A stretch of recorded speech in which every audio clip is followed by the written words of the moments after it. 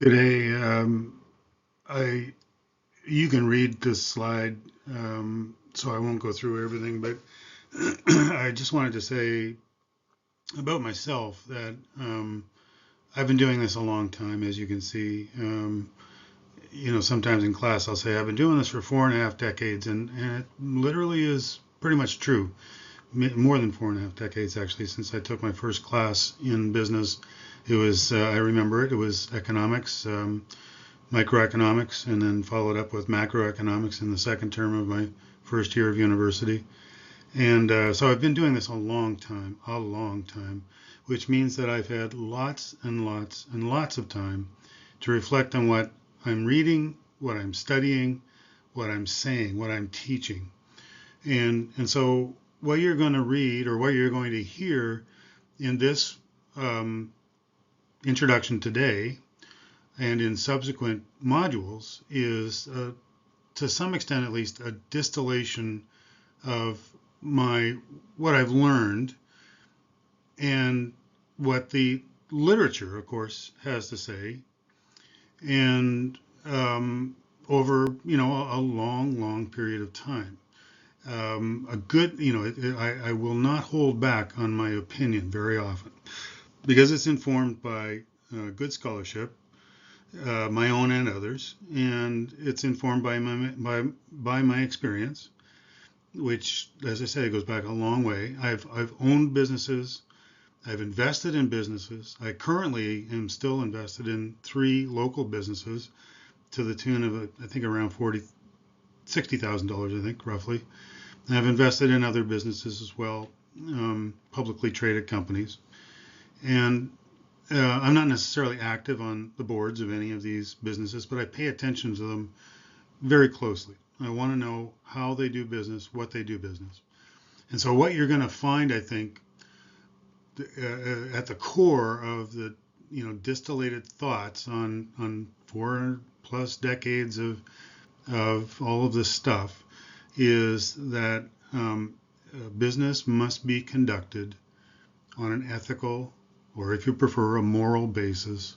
I prefer ethical basis. I actually, that's a little more difficult to explain, but on an ethical basis. Please do not tell me what the rules of business are. I know what the apparent rules of business are, but I will not, absolutely will not relinquish my responsibility, my ability, my duty to make my own choices, whether they're beliefs, attitudes, consumption choices, investment choices, choices about what to focus on in my courses. This is me, and if you don't like it, I'm sure there's a door somewhere handy. You can leave the door. You can go out the door. Find another OB professor. Yeah, I do know that students will eventually, they'll hear me say something and they'll go to another professor and they'll say, "Oh, Dr. Grant." And, I don't know these things directly. I don't know that, a student did this or that. But of course, I hear back from my colleagues. And sometimes some of the stuff I have to say is not friendly to some of my colleagues. Again, this is based on a deeply ethical approach to behavior. And of course, because business is just another set of behaviors, to the choices I make as a business professor, as a consumer, as an investor, as a small business person at one time myself, as a consultant, a guide. I make as much as possible ethical choices. And as I said, you find that problematic or troubling. So do I. It's not easy to live like that. It's not easy to participate in a system that is essentially, in many, many ways, deeply unethical. The good news is, even though I've maybe scared you away from my course, the good news is that there are alternatives. And one of the alternatives is to simply be aware, to be informed about the problems. And you're going to hear me talk about what is problematic about the way we practice business in a subsequent slide. to make sure that we are aware of the problems and we don't let, to the extent possible, we don't let others make up our minds for us, that we are informed, aware, intelligent, balanced, and so on. And so a balance, I guess, in ethics, balance, ethics, awareness, in being informed. These are all ways of saying, these are the things you should be paying attention to in your 4 years of education. When you get out into the real world, there will be people who, well, you will find yourself in certain situations, and you may not feel like you can be yourself. This is one place where, to some extent at least, you can be yourself. Now, I will call out bullshit, but I try not to. But I try to be gentle about it. But when I hear it in class, I call it out as much as possible, and I try to present the alternative, a rationale. It's not just an empty sort of positioning or anything like that. So you feel free to ask me questions, by the way, and do it respectfully. You don't have to challenge. You don't have to threaten. You simply ask an innocent question. What does that mean, Dr. Grant? That's all you have to do. So without further ado, this recording will move on to slide 2 and beyond. And don't forget to do the quiz on this module, which is called Intro and Overview or something like that. Don't forget to do the quiz, and we'll see you soon. Thank you very much. Bye-bye.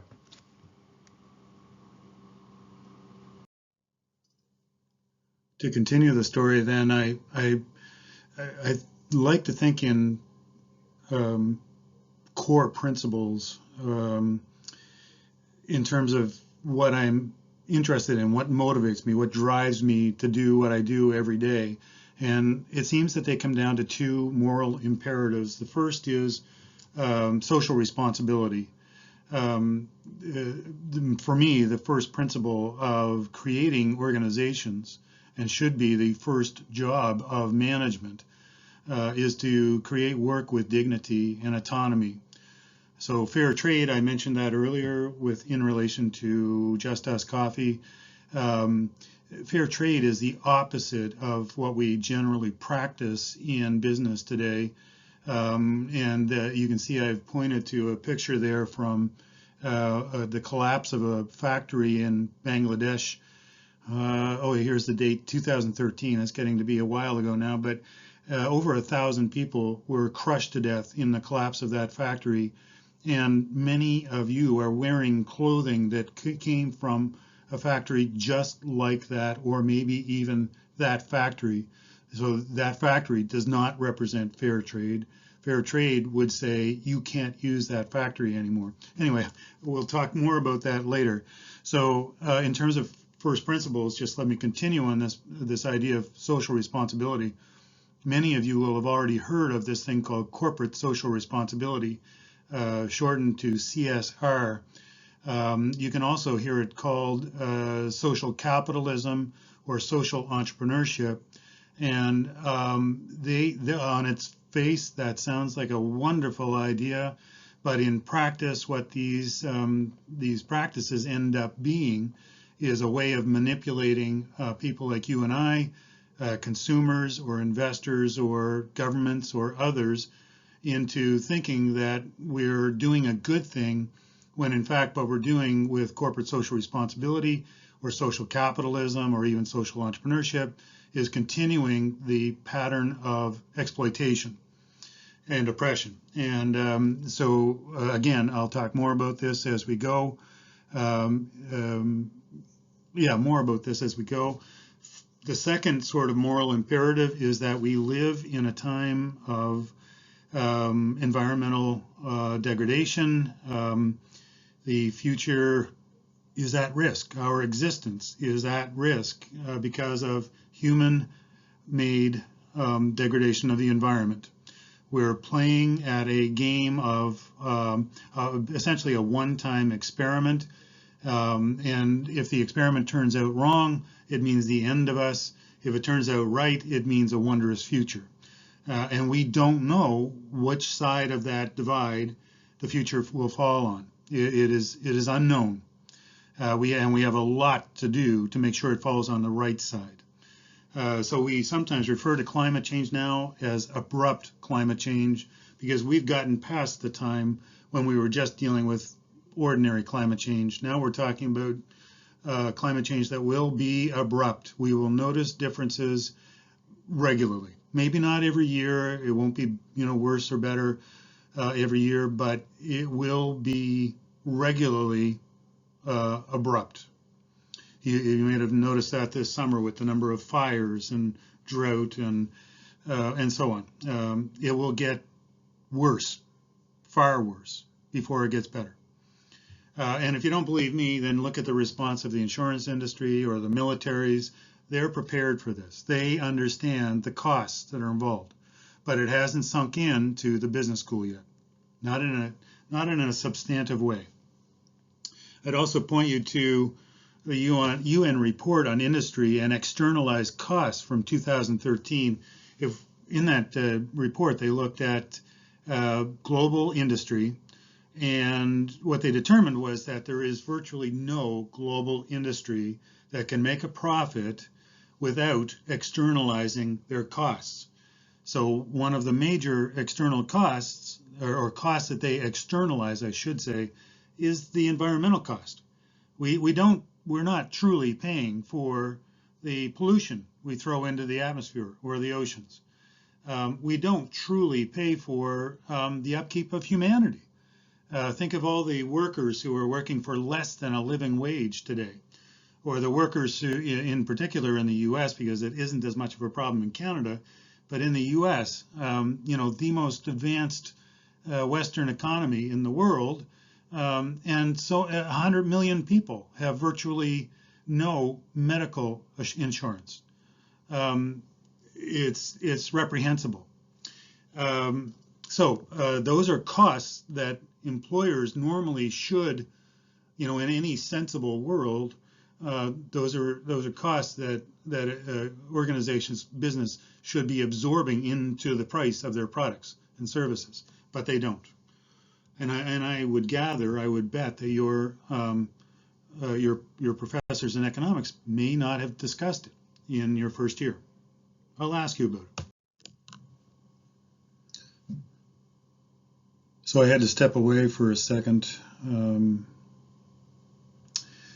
just to continue with that discussion. So why am I talking about the exponential curve? Why is it important? And well, I can demonstrate to you how climate change and COVID are related through the exponential curve, because they both are can be described by the exponential curve or the hockey stick curve. And how to deal with each by looking at the curve, we can also see that you and I as individuals, but also collectively, how we can make a difference in both climate change and COVID. Think about because this is something that should be for all of you fresh in your minds. Think about how we have flattened the curve in terms of COVID, and how much worse it would be if we hadn't gotten not universal, but a very, very good collective response to COVID. Some of the actions that we've taken to flatten the curve are wearing masks, maintaining social distance, getting vaccinated. Those people who refuse to get vaccinated because, it's my body, but sorry, I get a little stupid when I talk about stupid people. The vaccine is so much more safe, like ridiculously more safe than getting COVID, ridiculously more safe. And by the way, younger people are more and more at risk with COVID as the variations come along.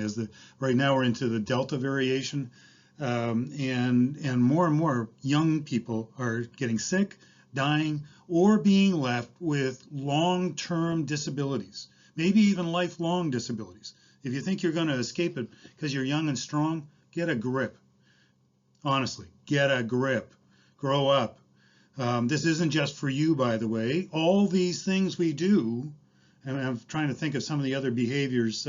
Getting tested would be another behavior, right? As in the word, the phrase organizational behavior. It's another behavior that we can take to flatten the curve, because then we're going to be in early stages identify the spread of COVID and take steps. Isolation is another behavior that helps flatten the curve. And I don't know, I've forgotten probably some other ones, but these are all actions that each and every one of us needs to take to flatten the curve. Now, one more thing about flattening the curve, while I'm on this topic and on COVID, the curve goes exponential when we look at the collective response to the collective spread of COVID, and it rises above a special number, which I can't think of the name of at the moment. But one is basically would result in a flat. In other words, if one person with COVID goes out and infects one other person with COVID, you end up with a flat line, increasing over time, which depends on some other factors to tell us what the actual, change over time would be. But when somebody goes out, and infects more than one person, and that continues, then what we're talking about is the exponential curve. If we go out and spread the virus to more than one person, and this would be collectively or an average, then COVID's going to go viral. It's going to go exponential. It's not just a virus, it's going to go viral. This is the same sort of phenomenon we see in social media, going viral, right? So what do? Well, we wear a mask, and that helps. And the mask is, as many, track stars try to, make the argument, well, it's not perfect. It doesn't work all that well. The problem with all of these things is that none of them work perfectly, and therefore we need to use all of the steps available to us, because each and every one of those steps reduces the density of the virus in the air. The virus becomes aerosolized. You've probably heard that word. That means it gets out and floats around in the air. And all of these steps, isolation, social distancing, the mask, getting the vaccine so maybe you don't get sick at all. So some people, and just to address that one really quickly, some people who have been vaccinated do get sick, but the rate is so much lower. The infection is so much less intense. The rate of hospitalization and death is dramatically lower. So one of the reasons for containing the pandemic, COVID, is because our hospital system could be overwhelmed overnight, over bloody night. And imagine if you're really sick from something else. Sorry, I'm getting a little passionate because this really bothers me. The stupid responses to, some people who are just so ignorant about what's going on at the moment, and it gets my blood boiling. We could become overwhelmed if we didn't do these things, if we did not flatten the curve, if we did not undertake these individual behaviors and collective behaviors. That's why we need a vaccination rate of 85% or 90 or 95% ideally, because we can contain this thing to some extent. It's not perfect. Some people will still get sick, but we will be able to turn this curve downward, and eventually the virus would peter out. Maybe not completely disappear, but it wouldn't be the hellish, year and a half we've had. And by the way, the number of people worldwide officially reported dead from COVID. It's not like a few thousand or something like that. It's 5 million. 5 million. That's the official report, and the actual number is probably more like 10 to 20 million people. How many people have to die before something gets important enough to take precautions? That's a lot of people, by the way, and it's not just old people. So if you're thinking, oh, it's just Dr. Grant, he's just worried about himself. No, I've survived worse. That's not to say I would survive COVID, but it's not about me. It's about us. And if you don't get that, then grow up. Sorry, I shouldn't get so personal about this so early, but this one really makes me see red. So just to continue with the analogy, then we can also describe climate change the same way. So many of you are saying, well, I don't have that much of an effect on climate change. What good does it do well, you can start the process by helping to flatten the curve by changing your behavior. If you change your behavior, maybe you can change somebody else's behavior. Maybe you can influence somebody else's. And we can begin to flatten that curve. Because I got news for you. And here's more real good news. I'm just a font of happiness today. More good news for you. By the time you guys reach my age, so let's say 4 decades from now, the whole climate change challenge will be decided. We'll either be on our way to some kind of recovery and a better form of commerce, a more sustainable form of life, probably all new institutions,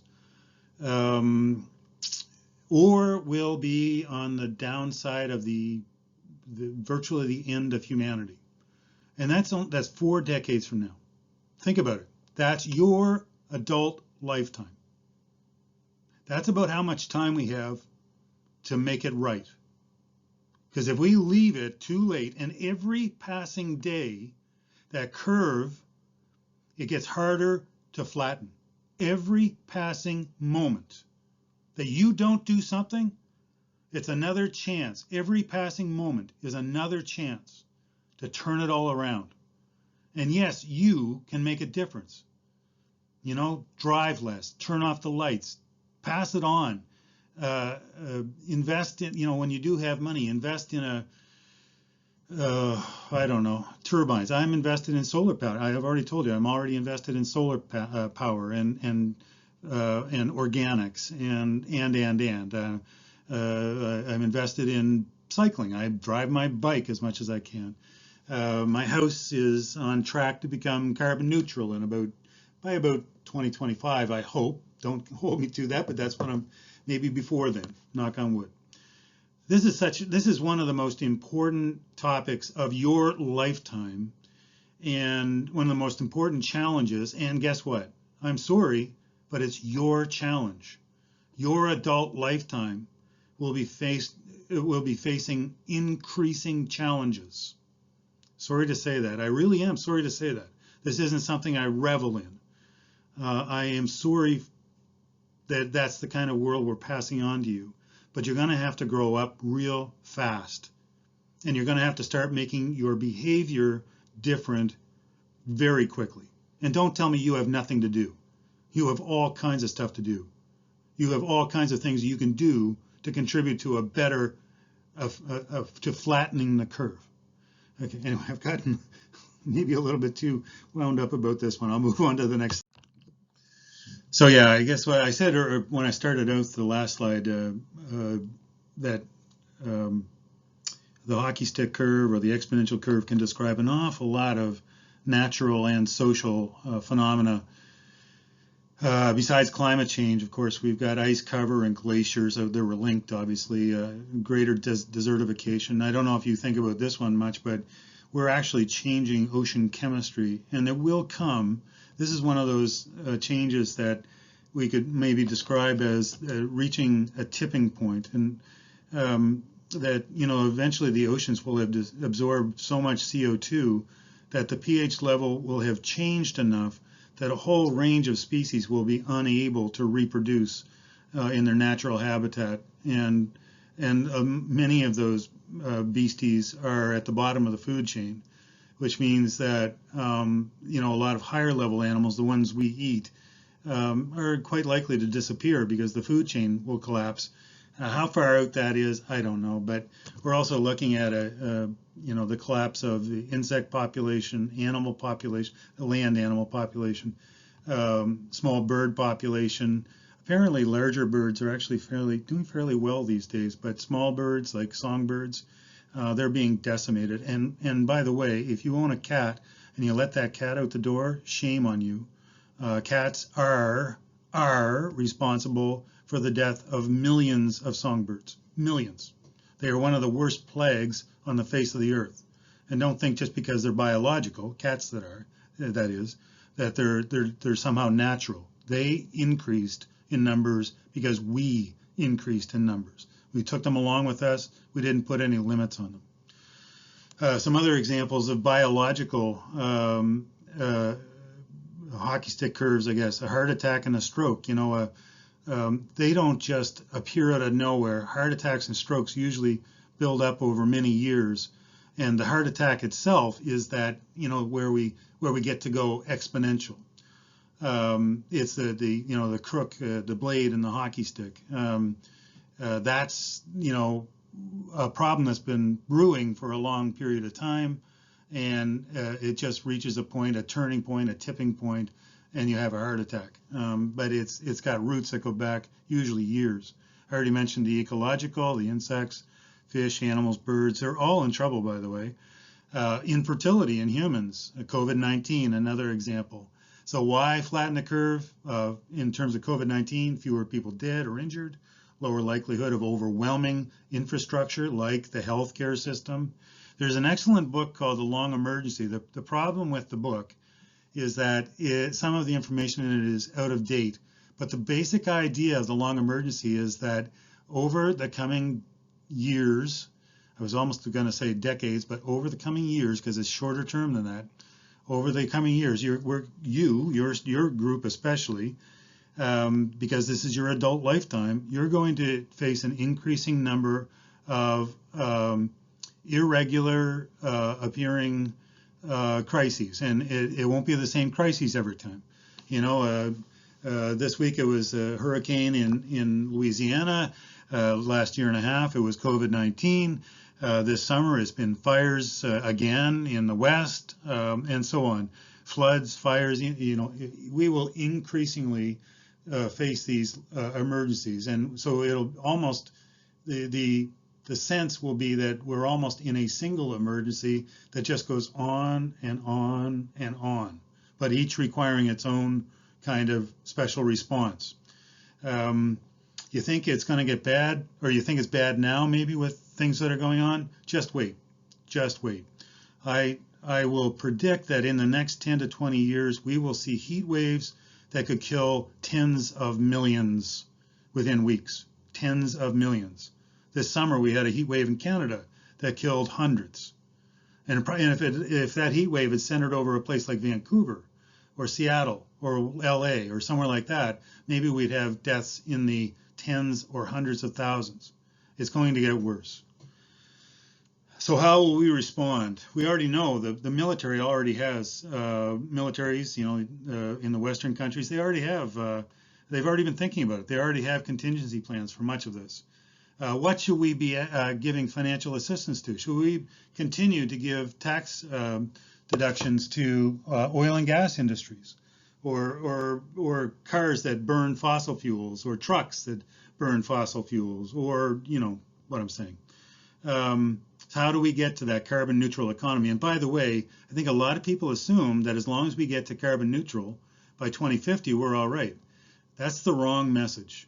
We should be carbon neutral by 2030.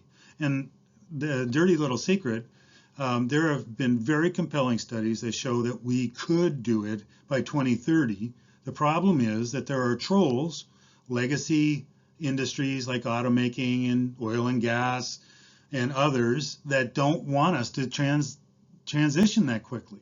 So they keep lobbying governments to throw up roadblocks. And again, you're probably saying, what's this got to do with the course? This is all behavior in an organizational context, right?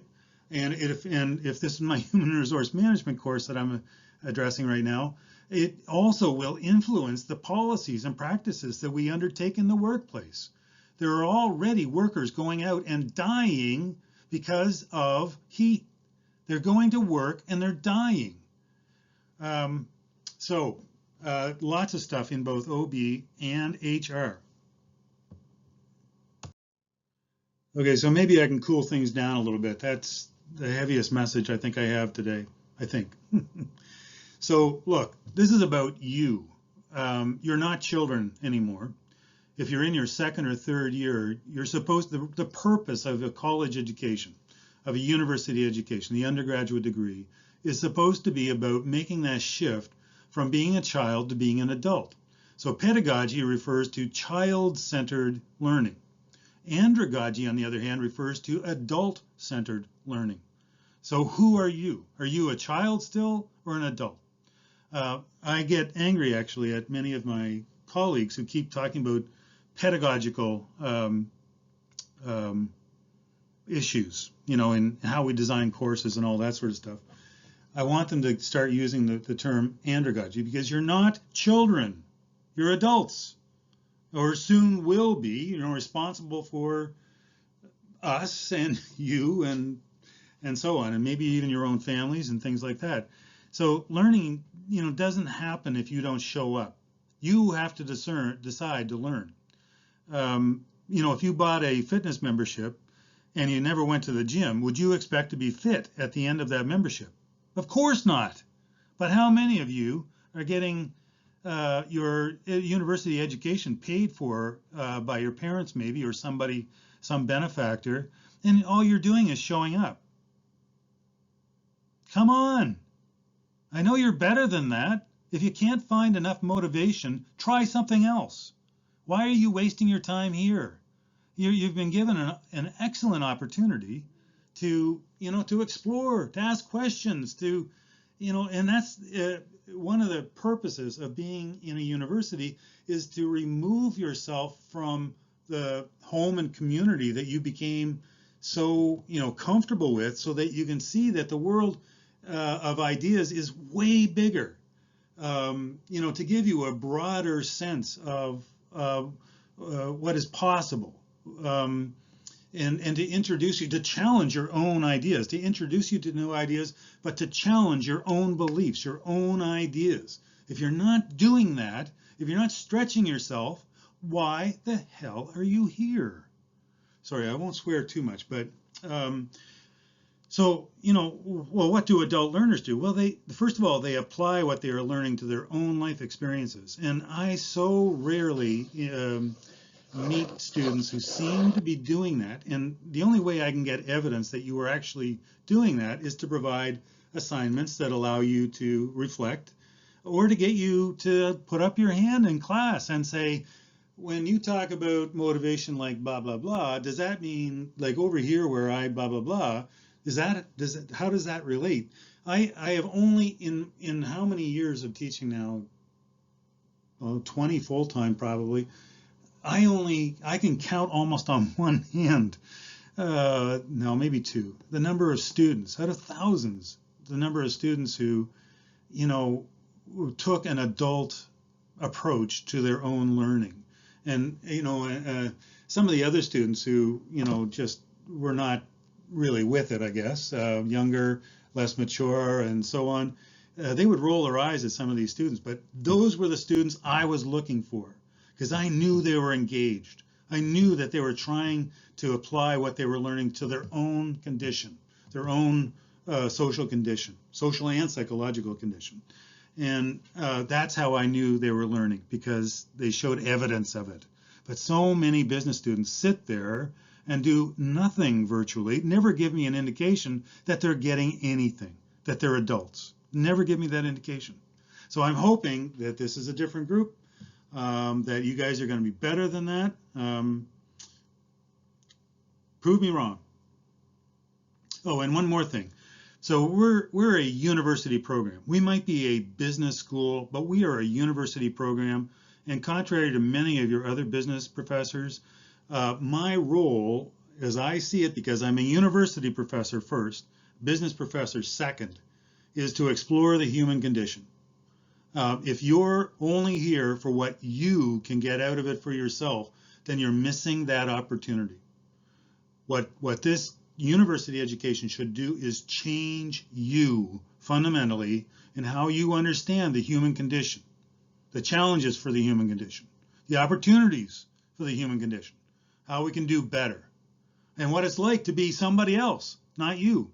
Because I guarantee you, the group in our class, are overwhelmingly privileged people. Not everybody is as privileged as you and I. We are among probably the top, easily I would think, probably the top 5% in terms of wealth or income or whatever way you want to measure it, opportunity in the world. Probably the top 5%. We are privileged. One of my friends in community development, as it turns out, once told me the way that they phrased it was own your privilege. And I'm afraid that your business program, for the most part, isn't organized for that. It's mostly about, oh, what kind of skills are we going to give to these people, blah, blah, blah, instead of saying, how are we going to change the way they see the world? Anyway, moving on. So this slide is also important because it covers some of the concepts, words, phrases that you might hear me use. And if what I find is that at the end of a course, quite often students will come up to me and say, what did you mean by? And I'm like, what? I've been talking about that the whole semester, and you didn't want to put up your hand and say, what does that mean? Anyway, so if you, let me give you one example, by the way. In employment relations, which is a third or fourth year school or a class, and it's a sort of a capstone in our major employment relations, one of the concepts that I use like over and over again every day is tenure. And I'll write it down on the board in class, but T-E-N-U-R-E.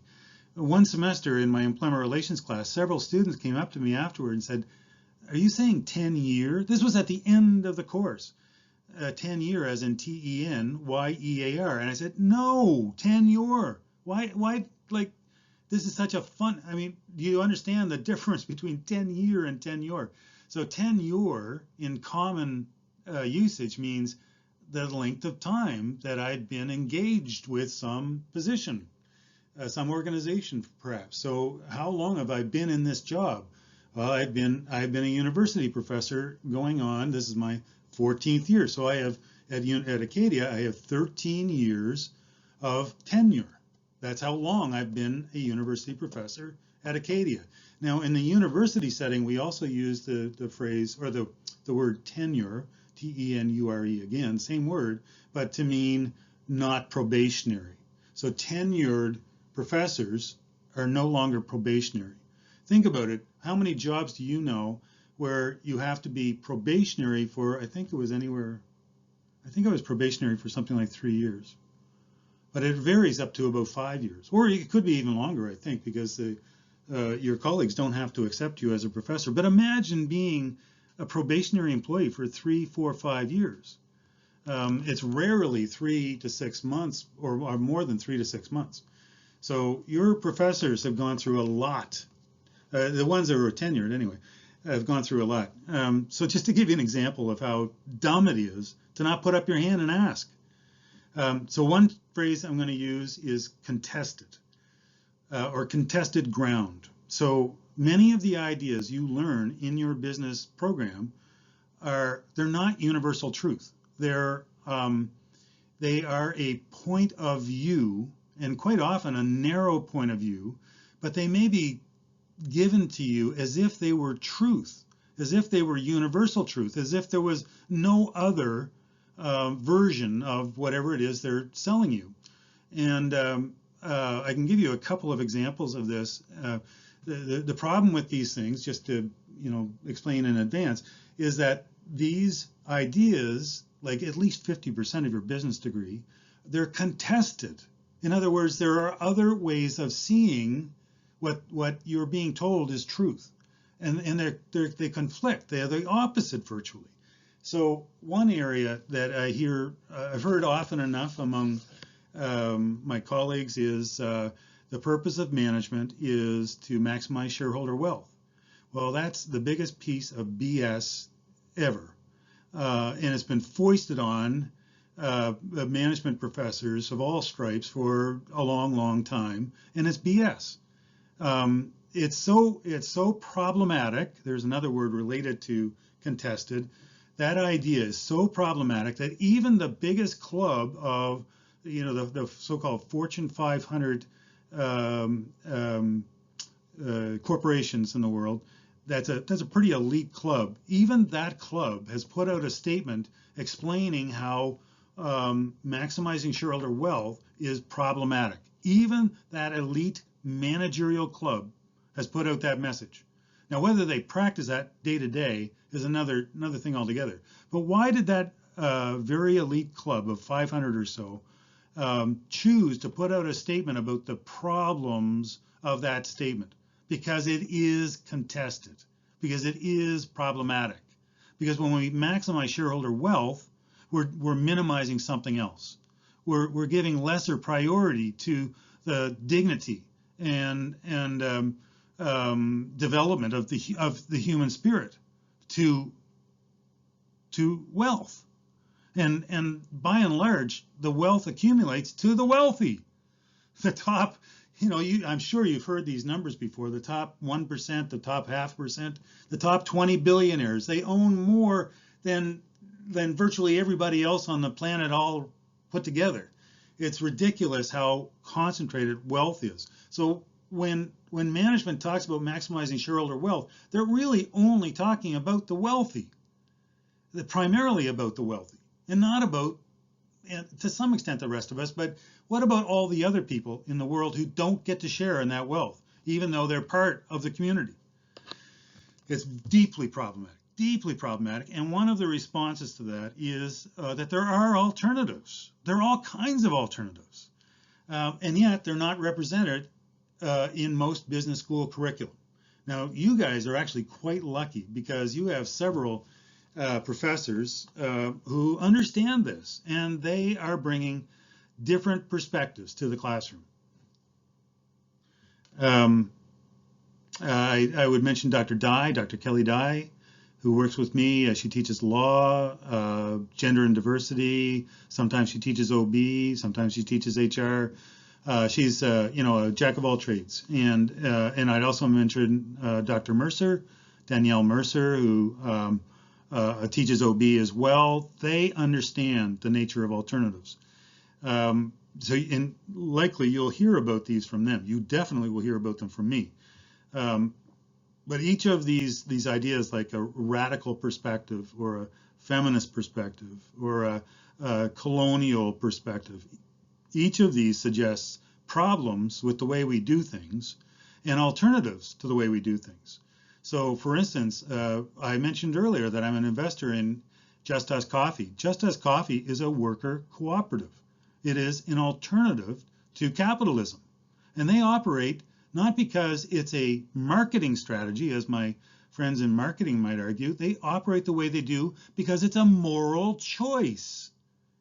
Now, I beg you, go talk to your professors and see which one will define cooperativism as a moral choice. Oh no, cooperativism, and I think I've begun to change some of them over the years, but I couldn't believe the response I got from my colleagues when I told them I was an investor in Just Us. It was quite it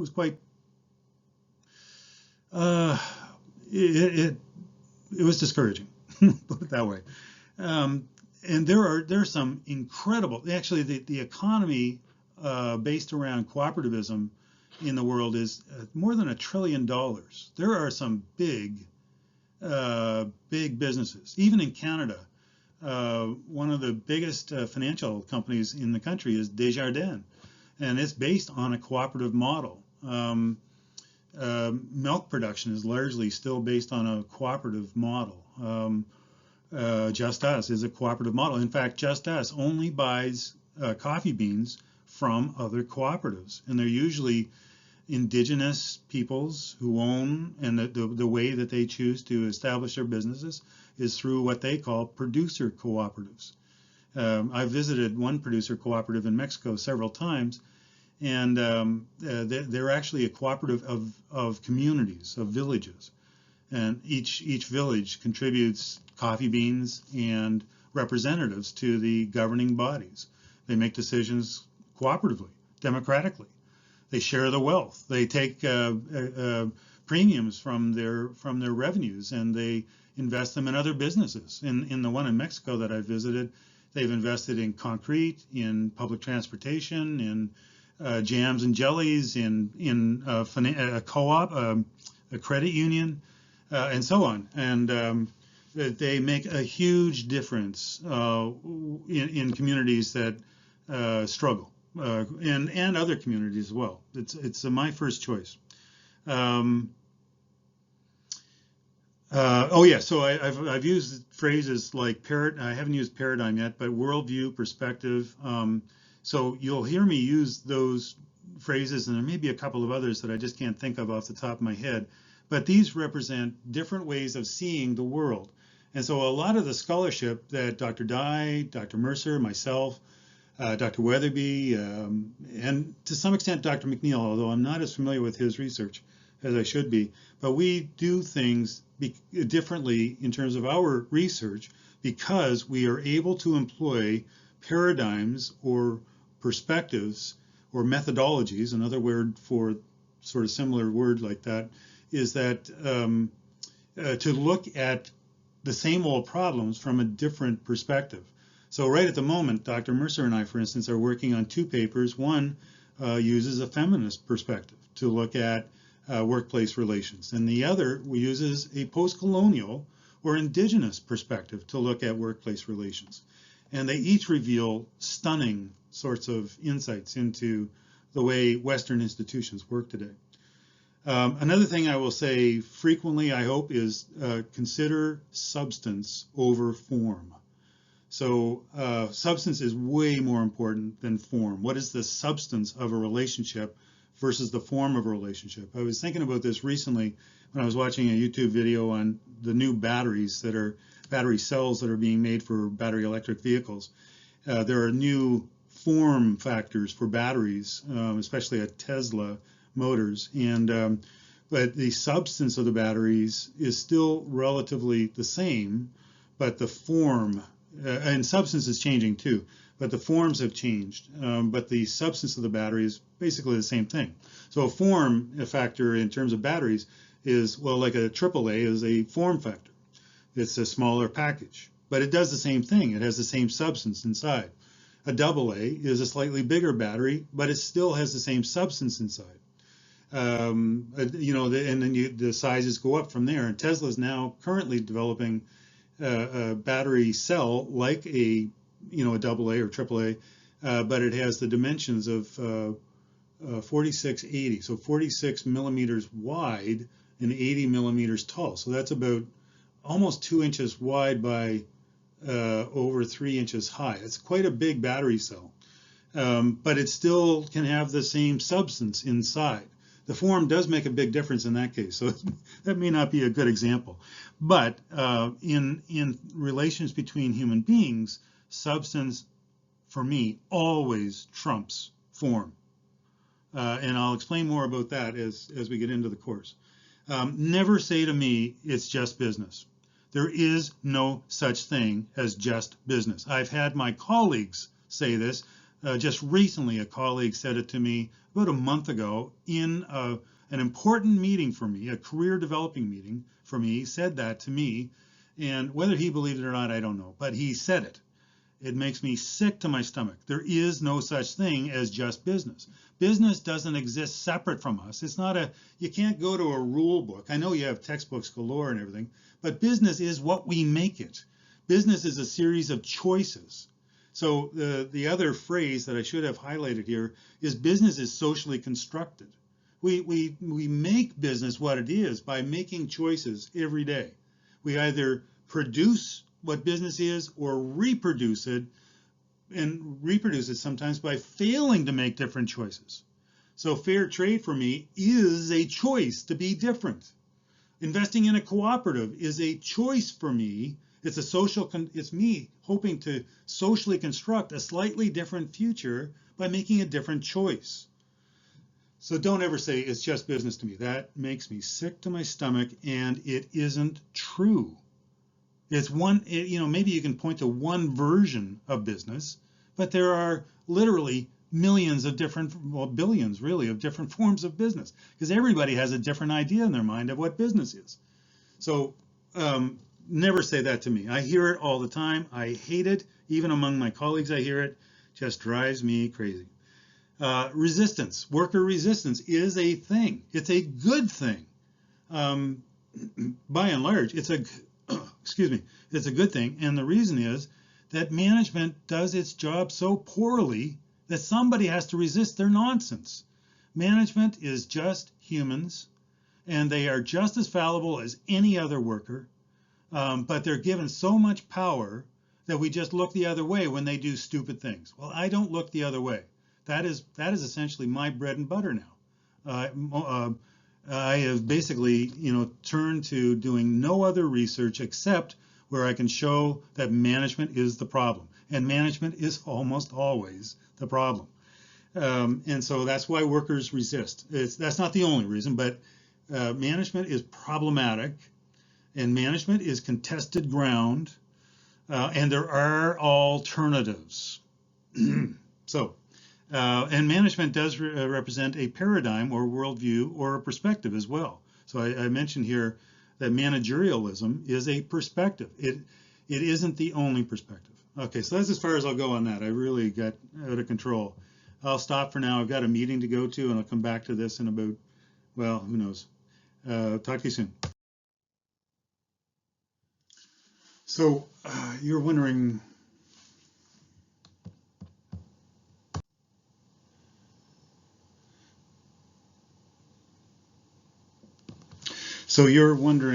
what philosophy has to do with business. Well, it has everything to do with life, and business is part of life. Management and organization are part of how we organize our societies, and underpinning the way we act, the way we practice what we do, the way we think about what we do, are particular versions of philosophy. What is our philosophy toward our existence, toward commerce, toward and so on, and so there. Philosophy is everything, in a sense. Even if you don't think about it, even if you don't think it's important, it is. And you have a philosophy. Each and every one of you have some philosophical outlook. You may not know that you do, but you do. And so one of the key issues that I run into with, this is one sort of philosophical discussion that I run into on a regular basis in business and with students and in practice and with other professors, is the difference between determinism and agency. So determinism is essentially the idea that the world is predetermined. Social reality is predetermined for us. So when we show up, there's already a social reality there, and all we have to do is learn the rules and learn how to get along. In other words, we don't help to make the rules. We just determine what the rules are, and they determine us.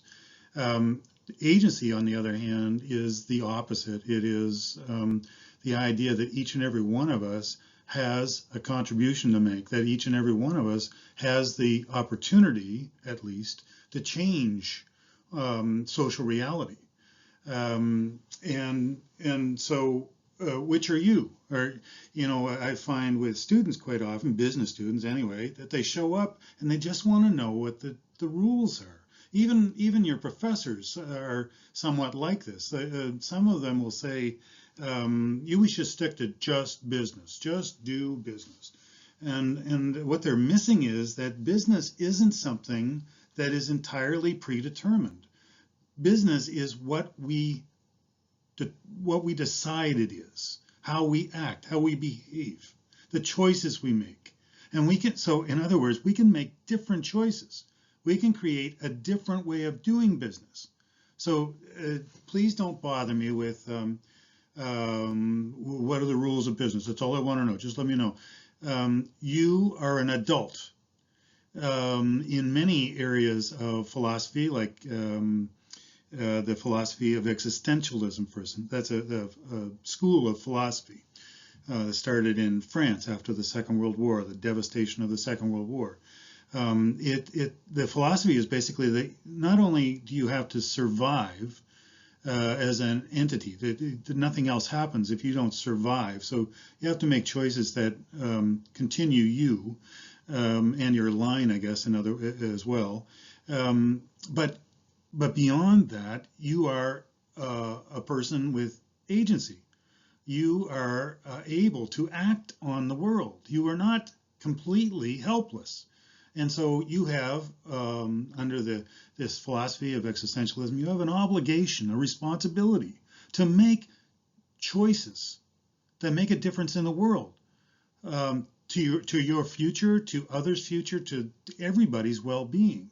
Now, we can't do that each and every choice we make, because it would be hard to survive, because the world is, when you walk out your door in the morning, there is to some extent a predeterminism about it, right? There's, you're not going to change the banks overnight. You're not going to change this university overnight. It's so to some extent you do come up against these rules, but in the long run, your goal should be to change the way these institutions and ideas operate in the world. A philosopher, Mahatma Gandhi, who fought for the freedom and dignity of the Indian people, he said something very profound: be the change that you want to see in the world. That's agency. You can make a difference. You can choose a different path. That's why I invest in co-ops, cooperative businesses. That's why I don't buy from Amazon. I don't think I've ever bought from Amazon. I'll have to make sure I haven't, but I do my best. I hate seeing Amazon boxes on my front doorstep, from my relatives and stuff. They should know how undignified that place is for workers, and it bothers me. So I try to make choices. In other words, I try to act with agency and not just be predetermined by, why don't you buy from Amazon? I don't buy from them because it's not a moral alternative. It is a deeply unethical. So I'm acting on my agency. And yet in business in particular, I see all kinds of professors who keep talking about, how impossible it is or unrealistic it is to make a choice based on morality, because the market will just, do its own thing. So what they're talking about essentially is a thing called, as I say here on the slide, market determinism. That is, to go back to my phrases from earlier, that is deeply problematic. The idea that I should hand over my morality, my responsibility to act morally and ethically to a market, something that doesn't even exist in reality. Markets do not exist. Go out and try to find a market in nature. It does not exist. It is a socially constructed idea. Please don't assume that I should give over my morality to something that doesn't even exist. I have a moral responsibility to choose appropriately. And when I'm not choosing, I'm still choosing. If I just go along with the flow, if I just float down that river, it's so easy, just go along and get along. But I'm giving up my agency when I do that. I'm giving up my moral responsibility as an adult to do the adult thing. So you can see how this gets me wired. Another point that I want to make is that when you look at the world, there's virtually nothing left that is natural. Yes, I know there are trees and grass and blah, blah, blah, blah, blah. But look at the curation of these things. Can you honestly say that you can find a place on Earth that has not been touched by human hands, that has not been altered in some way by our activity? I dare you, I challenge you, please find that place, because it virtually does not exist today. We're reshaping the forests, we're reshaping the oceans. You can even, at the deepest part of the ocean, you can find garbage hanging around in the deepest parts of the ocean. That's us. We have altered everything virtually. I can't come up with an idea of something that is still natural. So while I'm thinking of this, just go to your window and look out the window. What do you see out there that is absolutely natural? What, the grass, the trees? No, they were all planted there, all placed there by us. Now, there may be some trees on campus that go back before the the beginning of our university. I kind of doubt it, but maybe just maybe. But even the natural habitat up there behind the K.C. Irving building, to some extent, that's a curated. It's a museum piece, which means that it doesn't really exist in nature, except to the extent that we chose to cultivate it in that way, to create a curated experience. Curators are people like people who operate museums and art galleries and things like that.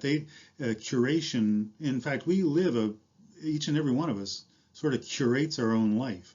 We choose the objects and the ideals and the people and so on that we want in our life. So we're essentially curators of our own lives. We're also curators of nature, and we have left virtually nothing untouched. And now we're even on the verge of reaching out to other planets to bring our unique sort of, and I'm not arguing against going to those planets, by the way, and reaching out and exploring, but we have to understand that we are the agents, both individually and collectively, that are shaping this world and any other world we touch. To argue that disasters are only natural is like the most naive kind of childlike behavior and attitude that I can even imagine. And yet I have found, certainly at Acadia, that business students frequently talk about, oh, that's a natural disaster, we can't do anything about it. No, it's not entirely natural, right? It is, the disaster becomes a disaster at least partly because we helped to construct it. So what are we going to do to make it better? Anyway, so I'll move on.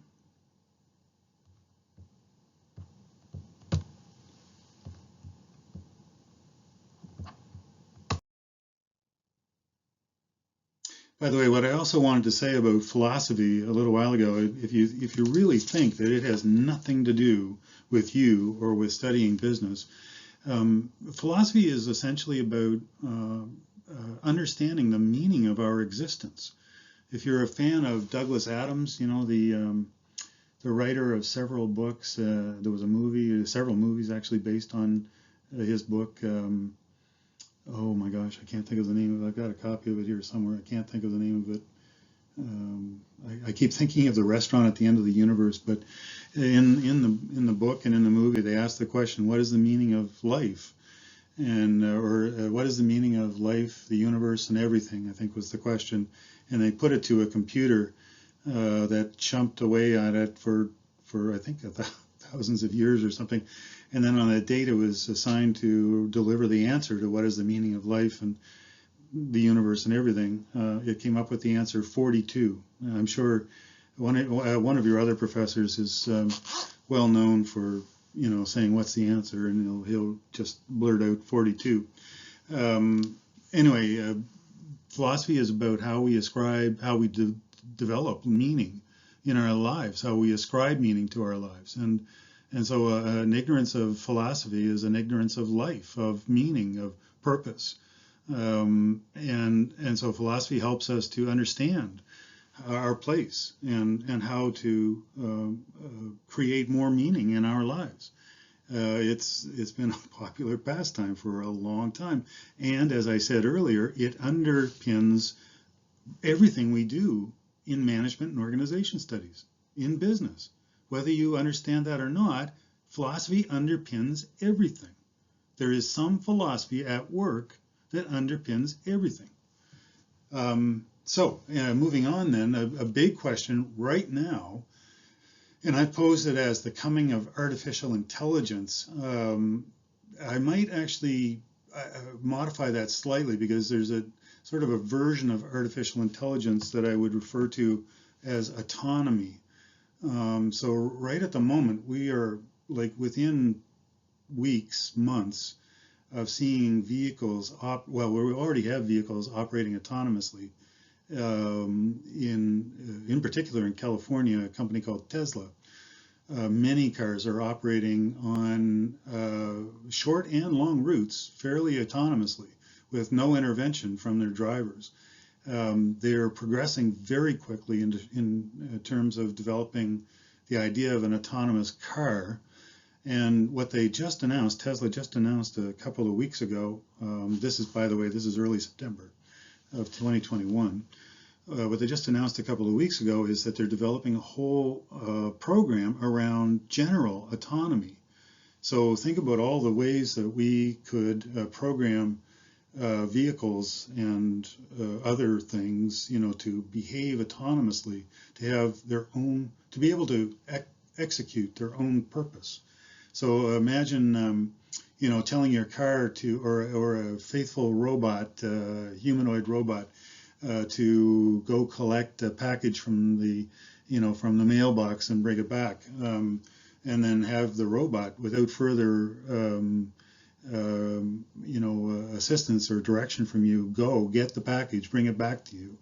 I know that sounds pretty simplistic, but that's what we're doing with cars. We're essentially jumping into cars or trucks, and this will affect the trucking industry immensely in the very near future.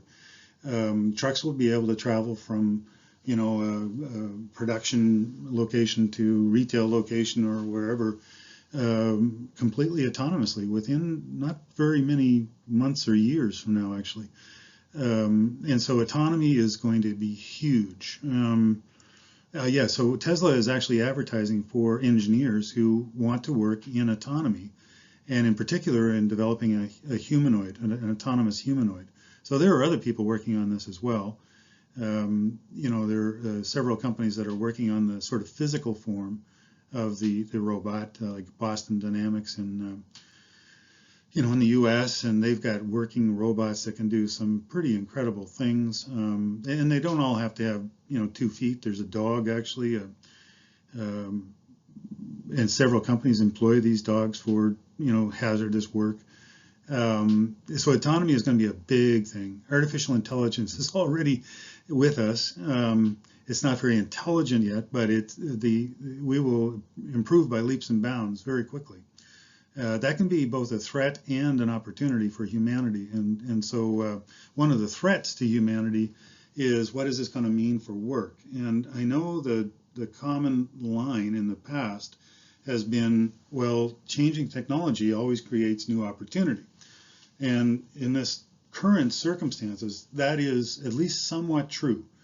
There are lots of new jobs. As I mentioned, Tesla is looking to hire all kinds of engineers, different kinds of engineers for different purposes. They've been hiring huge numbers already. And so it's creating a lot of work for people who work in mathematics and computer science and things like that. But on the other hand, the movement, the trend, the revolution, I think I call it here a revolution, toward artificial intelligence and autonomy could mean the end of millions of jobs very, very quickly. In the past, we've had fairly lengthy periods of time to adapt to new technologies. The new technologies haven't been quite so all-encompassing. But these coming technologies may prove to be so dramatic that there will be a huge, there will be the need for adaptation on a massive local, national, and international scale. Many jobs are just going to disappear. Just to give you an example, in the U.S. alone, in a workforce of, I think, approaching 2 million people roughly, may not be quite that many, but pretty close to 200 million people, sorry. Some 3% or 6 million people work in ground transportation. They're drivers and such. If those trucks and taxis and whatever, local delivery, long haul delivery, whatever it is, become autonomous, and they will become autonomous, and like not in a decade or two, but in a year or two, maybe, some of them. What happens to all those jobs? That's millions in Canada. That would be hundreds of thousands of jobs that will disappear, not in decades, but in years. Very, very, very rapidly. And that's just ground transportation. Even in industries like financial consulting and education and a whole range of industries, autonomous vehicles or autonomous beings or artificial intelligence of some sort will replace our function. And they'll do it increasingly well. And so the question has to be, can all of us be baristas? Can all of us be servers? How many server jobs can there be in an economy? And to be frank, I don't know the answer to that, but I do know in the long run we may replace all the jobs, but in the intermediate term and the near term, there will be huge disruption of jobs, of work, of employment, a huge disruption, especially over the next decade and a half. It will be massive. Where are we going to create? I know that new jobs will be created, but we also know, by the way, so, and just to answer this sort of objection, because I hear it all the time, again, that, a technological revolution always produces more jobs than it kills. This may be one of those exceptions to that general rule. And there was something more I wanted to say about that. Just give me a second to think about it. Well, some of that. Oh, yeah. The other thing I wanted to say is we also have pretty good evidence that the quality of jobs is decreasing. So even though we may be still producing lots of jobs in our economies, the quality of those jobs, in terms of hours, security would be a big thing, wages. Meaning and purpose is decreasing overall. And you don't have to take my word for it. Actually, the Royal Bank of Canada, for a few years anyway, did annual surveys of the quality of work. And their conclusion, on an ongoing basis, year after year, was that the quality of work was decreasing. So yeah, more jobs are going to be created, but is it work that we would really value?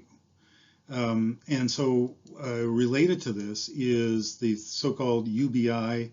It goes by other names, many different sort of phrases used to express this, but the basic personal income. Is it time, and many people are, even in industry, in government and in industry, there are many, and elsewhere, academia of course, there are many people advocating for this idea of a universal basic personal income, so that each of us would receive essentially what would amount to a dividend from the economy.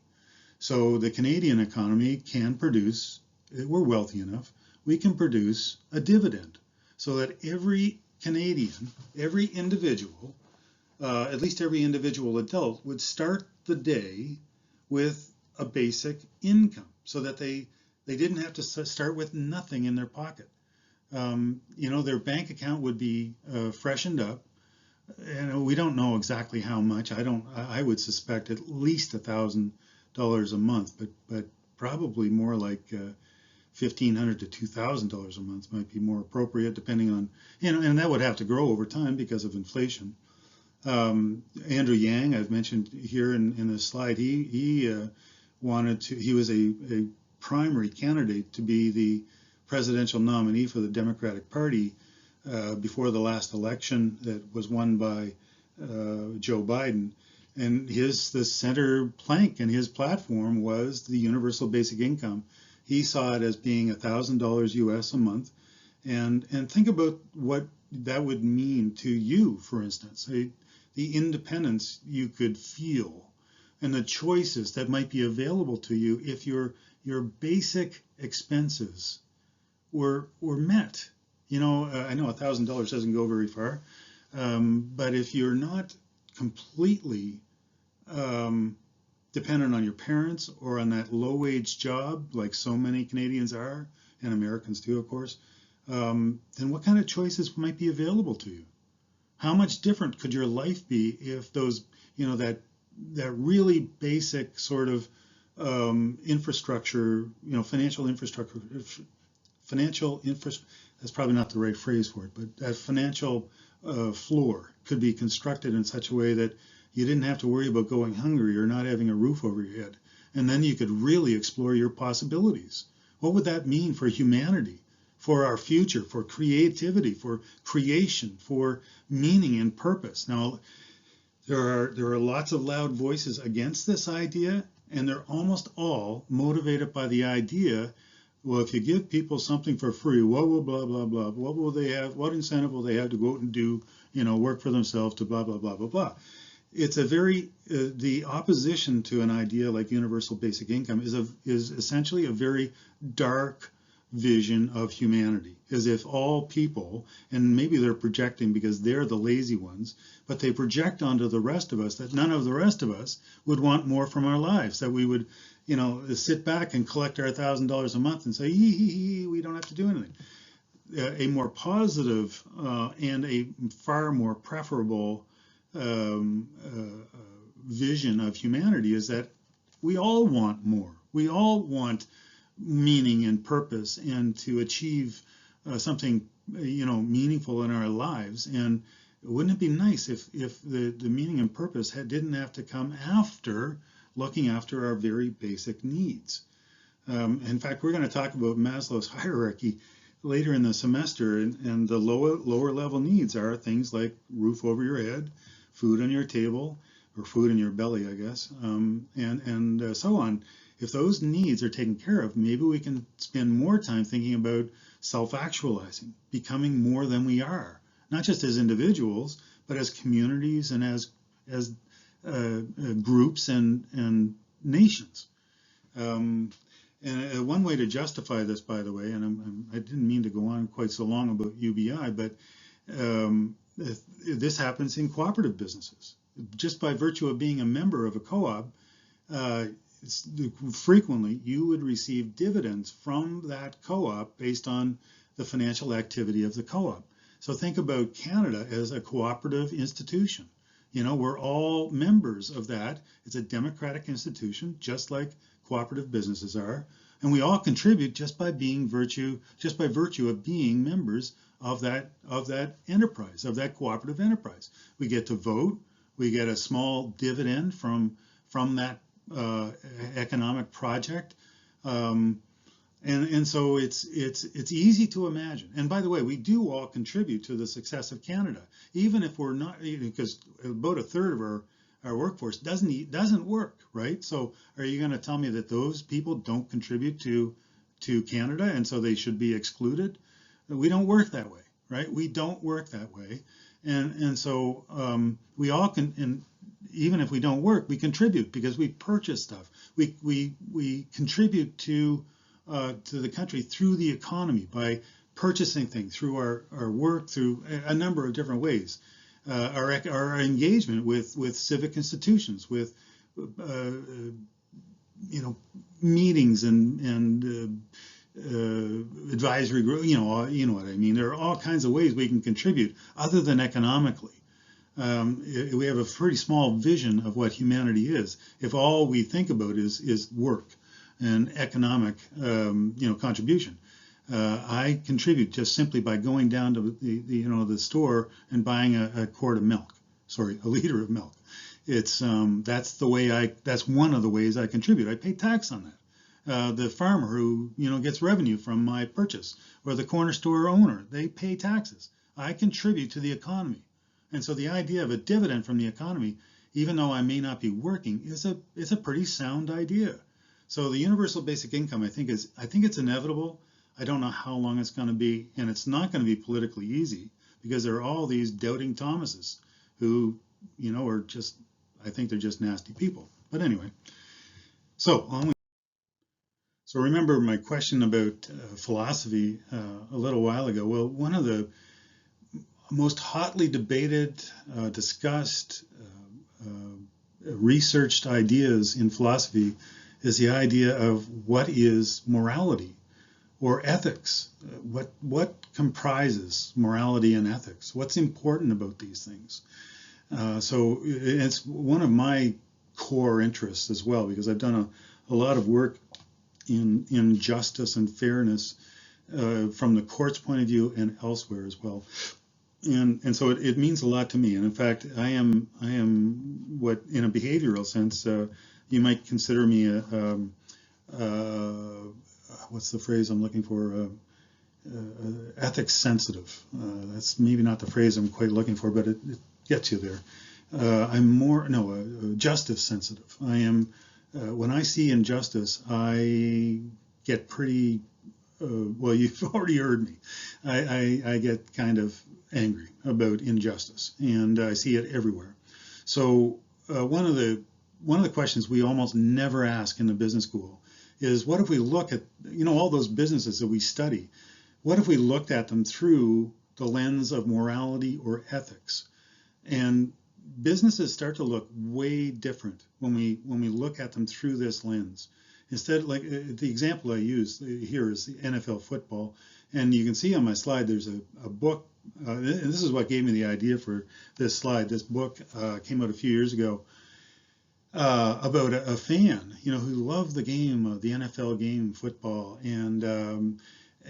but he became more and more disillusioned with the game and the business, and so he decided he was going to study it, and what resulted was this book, and so what he did essentially was look at the NFL football game, and we could do the same with our college or CFL Canadian version, or the NHL. We could look at any professional sports really. What if we looked at these businesses through an ethical or moral lens? What would they look like? Would we still want to do what these businesses do if we strictly took an ethics look at these businesses? And I got to tell you, there are a lot of businesses I don't support now. I don't watch NFL football games. I could give a rat's ass about them because there are so many issues of morality and injustice in that game. That's not the only reason, but just to give you an example, recently, what's the term used for head injuries in football? There's a phrase for the long-term damage that players suffer in football, and there was a story just recently about this, and multiple stories about this actually, about how black players got a different kind of rating than white players, when the degree of dysfunction, impairment, or disability that they suffered as a result of their football careers. And the way they calculated put the black players at a disadvantage to the white players, because the degree of damage was thought to be lower in the black players because the starting point was lowered for the black players as compared to the white players. Just think about how racist and malignant and just awful that is, to start from that kind of point of anyway, I don't know if I can properly describe how just distasteful this is, and yet here's a professional, a business, a big business, which is actually a collection of businesses, with each one being worth just stupid amounts of money, and how little bits of racism can infiltrate this business, and nobody seems to question it. And I'm just giving you the tip of the iceberg. There are so many other issues. If I cared more about the football game, I'd probably investigate more. But it's disgusting. It's distasteful. It is. So what if we just that, and that's just one example. What if we said, okay, now let's build football or any other business, Amazon, let's say. What if we built these businesses on a moral basis first, instead of on a so-called business basis? And here I'm using air quotes around business, because business is how we construct it, how we build it. It is socially constructed. It is not natural. It is not just business. We make business the way we want it to be. So when business looks like it does, like in the NFL example, it's because somebody's interests are represented by that model. Not the most vulnerable among us, but the most uh, privileged among us, right? And just to come back to an example of a business that is practiced on a moral basis, Just Us Coffee.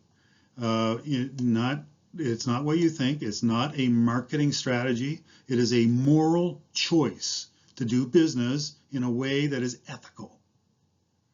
They're kind of their number one goal, and I don't know if they'd say this, but the number one outcome of the way they do business is they transfer more of the money that comes into the business to the producers of the coffee beans than virtually any other coffee business on the face of the earth.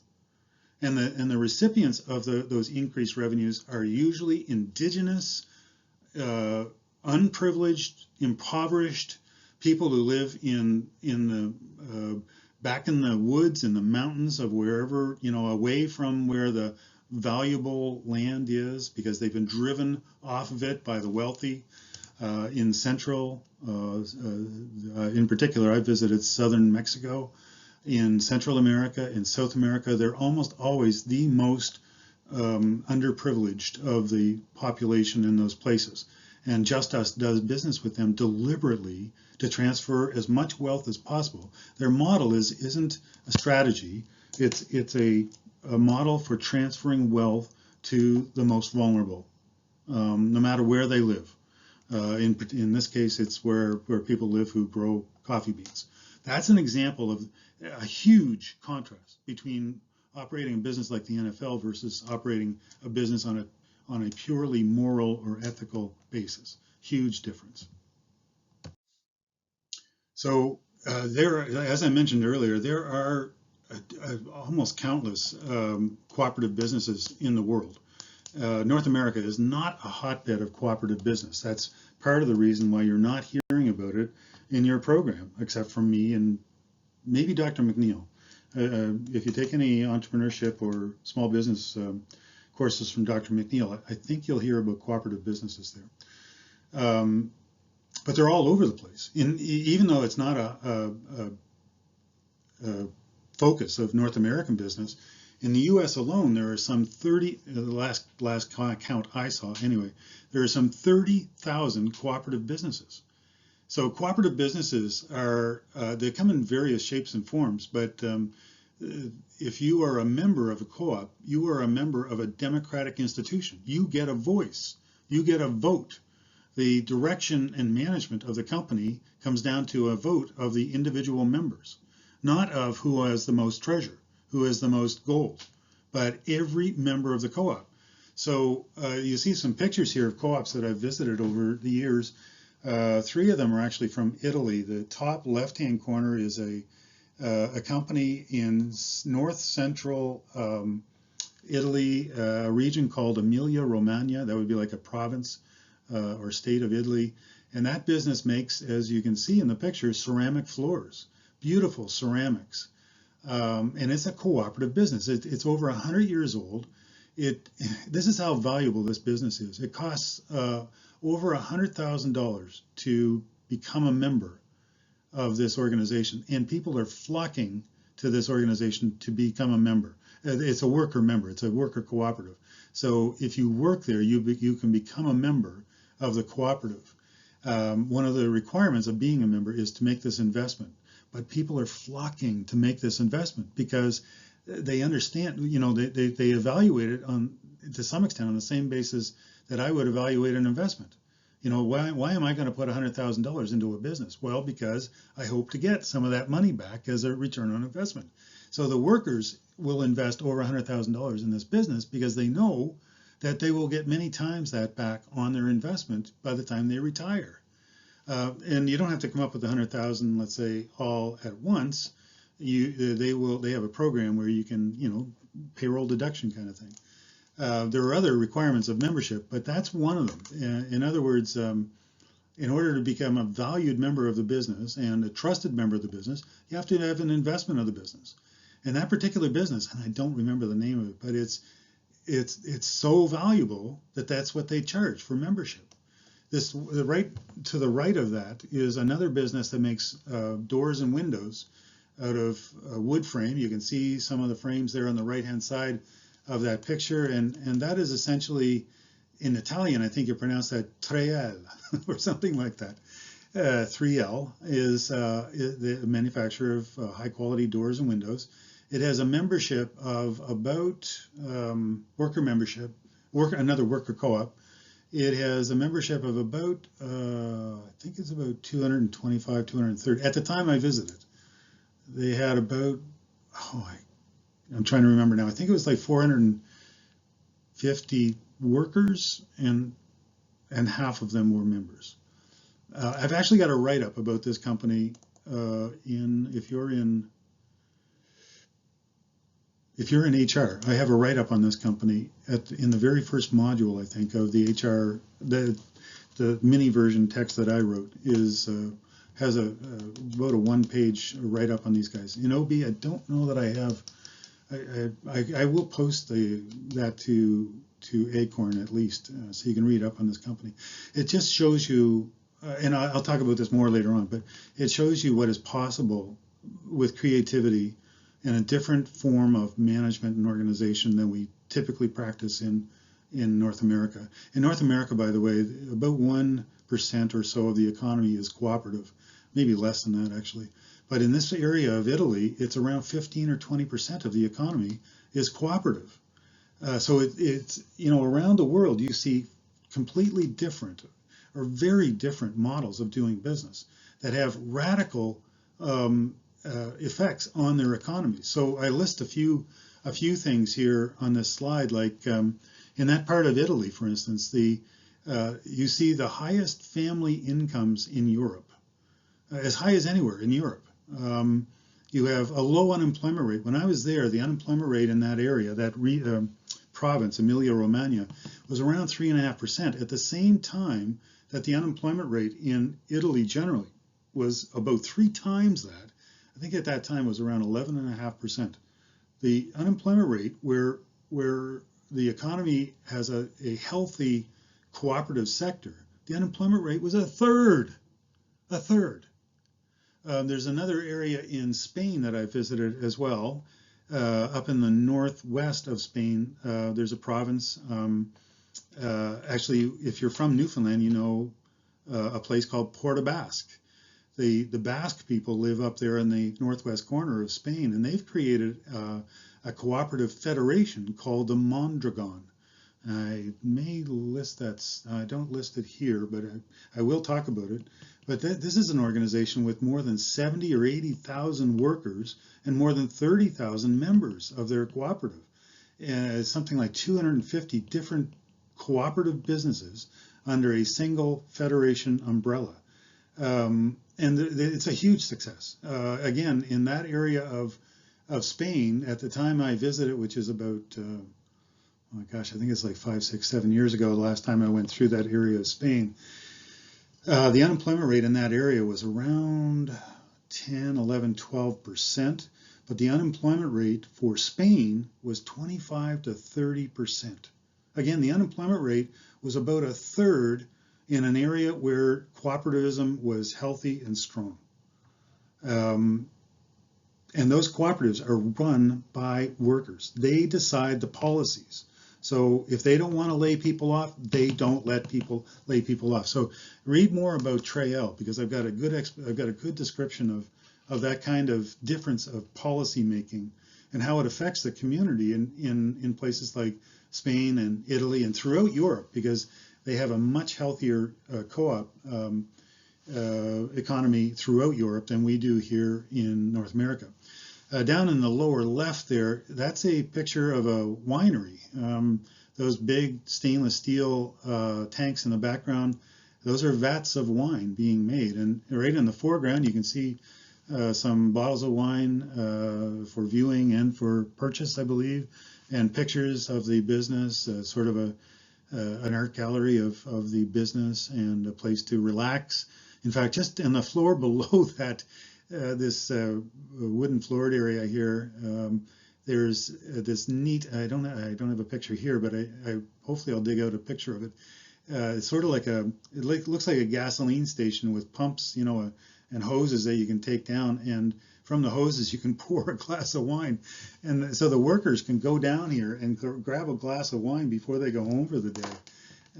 It's pretty neat, actually. And this winery in a part of northeastern Italy, in an area called Trento or Trentino province. I can't remember it's either Trento or Trentino.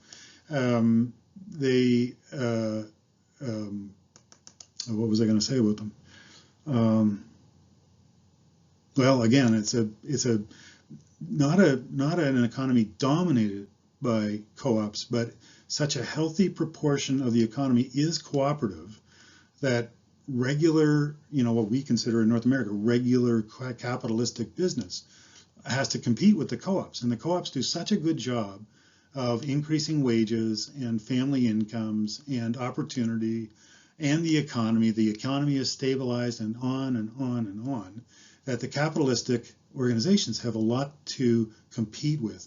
So that kind of mixed economy has so many benefits, and yet here in North America, like I said, barely 1% of the economy is cooperative. We don't have a dense enough cooperative economy to bring about those kinds of benefits socially in our economy, unfortunately. It really is unfortunate. Oh, what I did want to say about this winery is that we calculated, and there were other people from Nova Scotia with me on this trip, we calculated that the output of that winery was at least as big as the whole Nova Scotia winery industry at that time. Now, the winery industry in Nova Scotia has probably grown a bit since then, so I wouldn't vouch for it still, but it was a big business.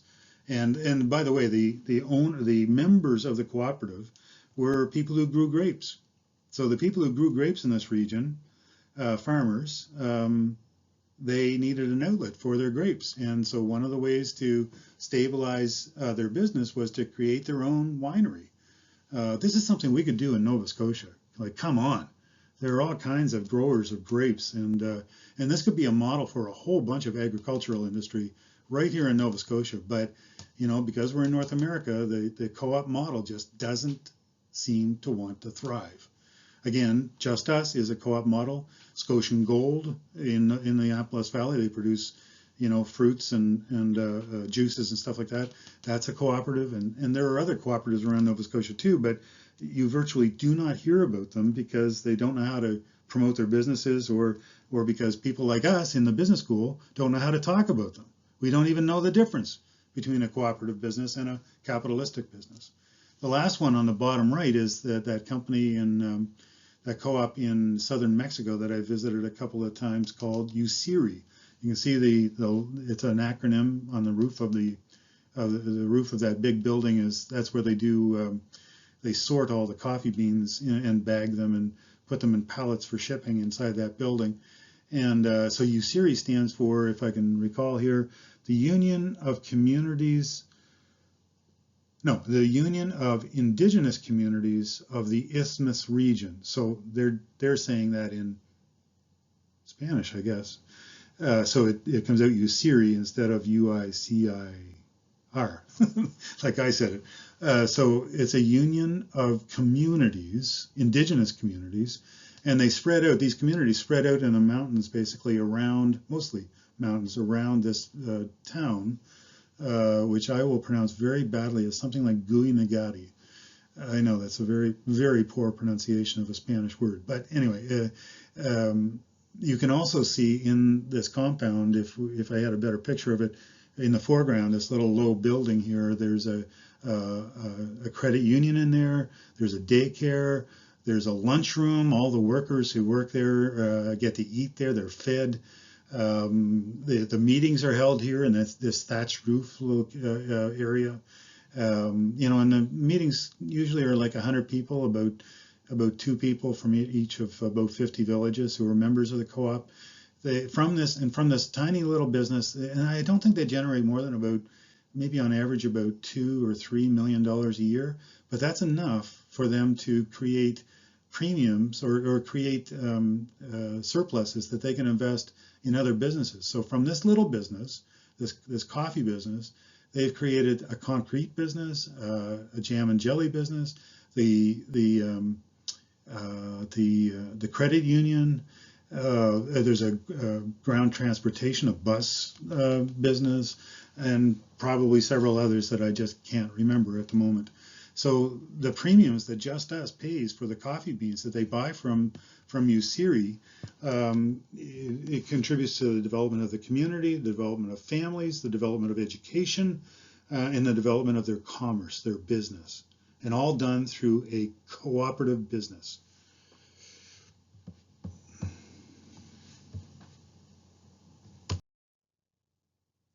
So I've talked for way longer than I wanted to in this presentation, but oh well. I hope you listened all the way to the end. The next 3 slides are basically, I just sat down one day and I said, okay, so what am I going to tell my students about organizational behavior? So I just said, well, you know what? It is such a big topic. I'll just go through the index of our textbook and just start picking out things that are of interest to me. Concepts that are related to behavior, to the outcomes of behavior, to different ways of thinking of behavior and so forth. And I came up with 3 slides, and I don't know how many different terms there are here, and this is just a tiny slice of a huge topic. It really is a huge topic. And just to, if I haven't already said this, just to reiterate or iterate, everything you study in your business program has a behavioral underpinning. And not just a behavioral component, but a behavioral underpinning. Yes, that's right. Accounting has a behavioral underpinning. Yes, that's right. Finance has a behavioral underpinning. Marketing, of course, marketing. I mean, they even have a class called consumer behavior. So the behavior of consumers. How can we manipulate consumers? How do we get more out of consumers? So organizational behavior is usually, in the mainstream of business schools, is usually more like consumer behavior than it is like what Dr. Dye and Dr. Mercer and myself do. We take an alternative approach to the study of behavior because we're not just interested in the manipulation of people, workers.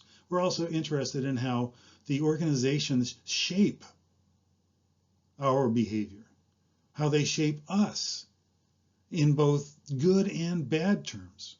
So that's one of my interests in cooperative business. It can have, I should say, such a profound influence on communities, on workers, on their families, even on like a whole region of Italy is so much better off because of the critical mass of cooperatives in their midst. Dr. Dye studies gender. Dr. Mercer and I do too, but not to the extent that Dr. Dye does. I study discipline and dismissal. Many of my papers and so on actually focus on the discipline and dismissal of workers because I want to show how management screws us up so badly. And yet, discipline it's kind of an important aspect of all businesses, all enterprise, all institutions to some extent. You have to have, I say this guardedly, but to some extent you have to have a disciplinary policy because things go off the rails occasionally. However, we poorly use disciplinary systems. Management is guilty of injustices frequently, like virtually every day in Canada, injustices are being done to workers. So that's my interest, not in doing discipline and dismissal from a managerial perspective, but doing it from a justice perspective. What's best for the individual, for their communities, and so on. So all of these ideas, there are many more, probably thousands of ideas that are all related to organizational behavior in one way or another. It's a huge topic. And so what Dr. Dye and Dr. Mercer and myself have done is we've curated this course. We've said, okay, what are we interested in? What do we want our students to know that they might not otherwise know from studying accounting, let's say, or finance? or marketing. Well, we think we need a balance of this and that, and I think what you'll find is I hope what you find is that the way we've organized the course is unique. That you will be introduced to things that you wouldn't have been introduced to otherwise. We'll be doing things, the three of us. Well, Dr. Dye is not teaching OB this year, which is 2021-22, but Dr. Mercer and I will be, 2 courses each, I think. Dr. Mercer might actually end up doing 3 this year, I guess. And so we're also doing this because it reflects the other work we do. So, the research, the writing, or if you want, the scholarship we do, revolves around some of these ideas. And gender in particular, right now, Dr. Mercer and I are actually very deep in a study that we want to send out to a journal imminently, like in the next days, that involves a gendered or feminist perspective on a masculinized, hyper-masculinized workplace. So anyway, this reflects our other interests as well, and so we can talk more passionately about these things, more informatively about these things, and bring those passions and knowledge to the classroom as well. Okay, I know this has been a long one, but thanks for sticking. If you've stuck through to the end, thank you, and we'll see you in class. Bye-bye.